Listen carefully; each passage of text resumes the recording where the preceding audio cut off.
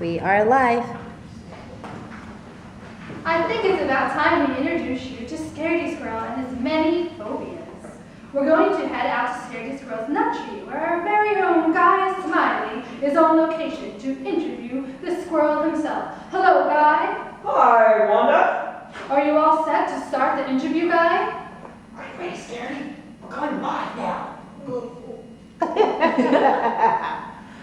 I'm all set, and thanks, Wanda. Today, I'll be talking with the one and only Scaredy Squirrel, who, incidentally, prefers staying in his safe and secure tree rather than heading out into the unsafe and insecure unknown.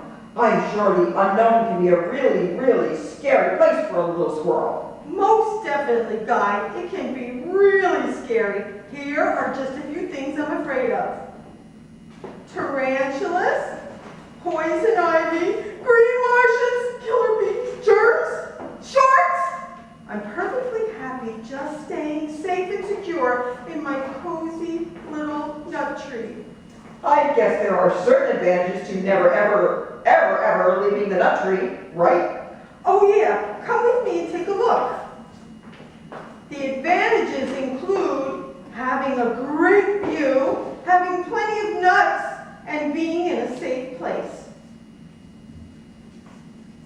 Plus, there are no tarantulas, no poison ivy, no marshes, no killer bees, no germs, and definitely no sharks.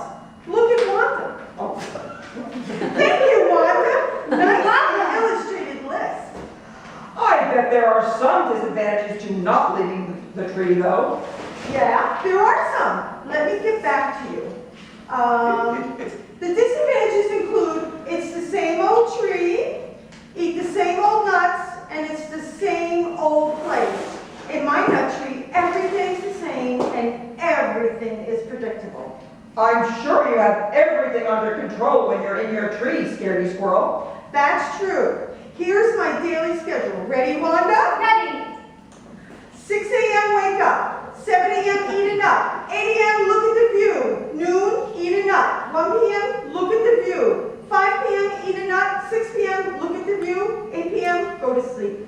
What a schedule! But there might be a slight possibility that things could get out of your control. For the sake of argument, let's just say that something did go wrong. You can rest assured that this squirrel is prepared. I have an emergency kit.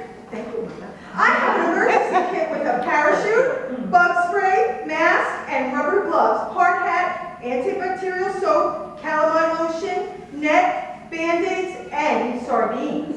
Wow, that doesn't sound like a very interesting way to spend a day.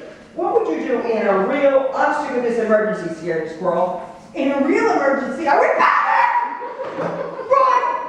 Get emergency kit, put on the kit, consult my exit plan, and exit tree. But only if there's absolutely, definitely, truly no other option. What could you possibly have in your exit plan?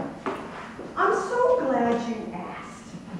I have 4 different ways to exit my nut tree. In exit 1, I leave through the northwest exit and watch out for green marshes and killer bees. In exit 2, I leave through the northeast exit and make sure not to land in the river. If unavoidable, I'll use the can of sardines to distract any sharks. Oh, excuse me. Exit 3 has me leaving through the southwest exit, and I make sure to look out for poison ivy and roaming tarantulas. Finally, in exit 4, I leave through the southeast exit, and keep in mind that germs are absolutely, positively everywhere! Everywhere? Everywhere. Oh, I'm sure you always have your emergency kit handy, and you always watch. I'm watching. Yeah, you are always watching, but I heard something very unexpected happen on a Tuesday morning at 9:37. I heard you saw a killer bee. Oh, killer bee! I was so terrified when I jumped up in panic and knocked my emergency kit right out of the tree. That was totally not part of my plan. I jumped out of the tree to try to catch the kit, and something incredible happened. I started to glide.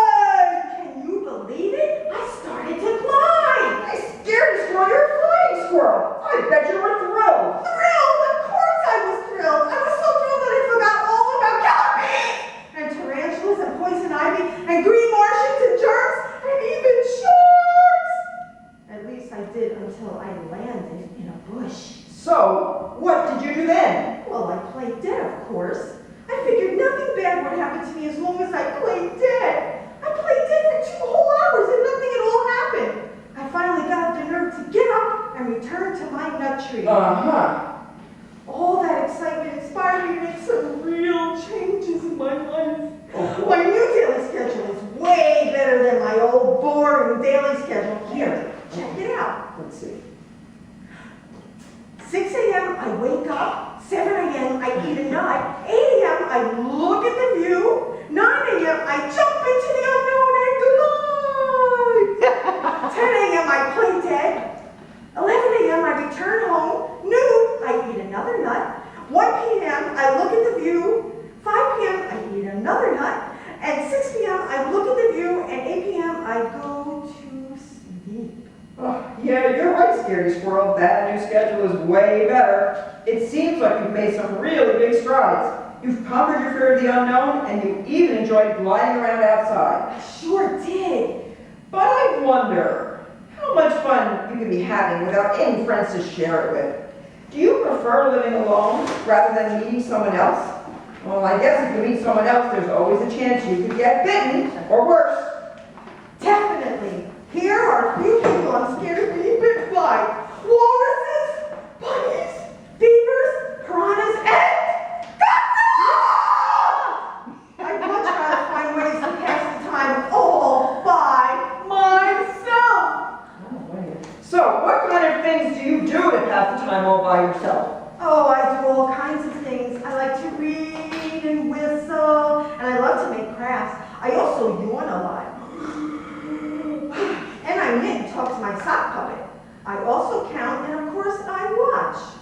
One day, while I was watching, I saw a goldfish. Oh, neat, a goldfish. I know, right? Goldfish are perfectly safe, and they would make the most perfect friend. They have a bubbly personality and are squeaky clean. They also quiet, but best of all, they have no teeth whatsoever. They may not do much, but they are 100% safe.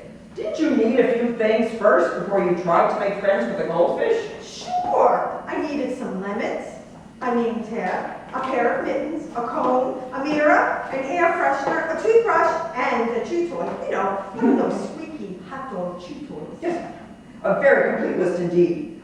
What do you do with all these items? Duh. To make a first impression, here's exactly what I needed to do to make a great impression.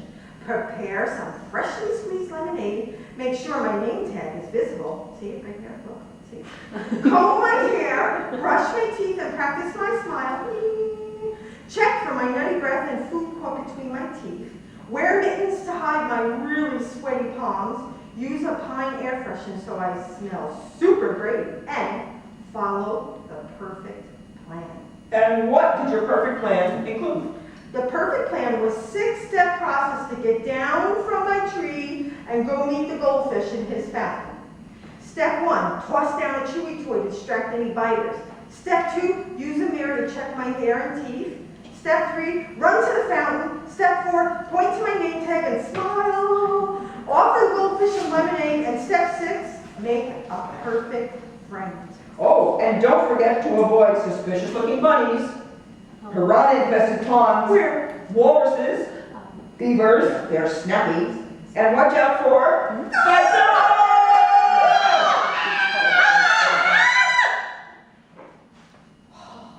Yes. Phew, but you don't have to worry. You have the perfect plan, so I'm sure if you ran into any trouble, you know exactly what to do. If I did run across any trouble, I would not show any fear. I wouldn't show my fingers because, you know, they could get bitten. And I certainly wouldn't make any eye contact. I wouldn't make any loud noises. And if all else fails, I'd play dead, of course. Sounds like a great plan, man. So, what happened when you put your perfect plan into action and went to meet the goldfish? The first thing I did was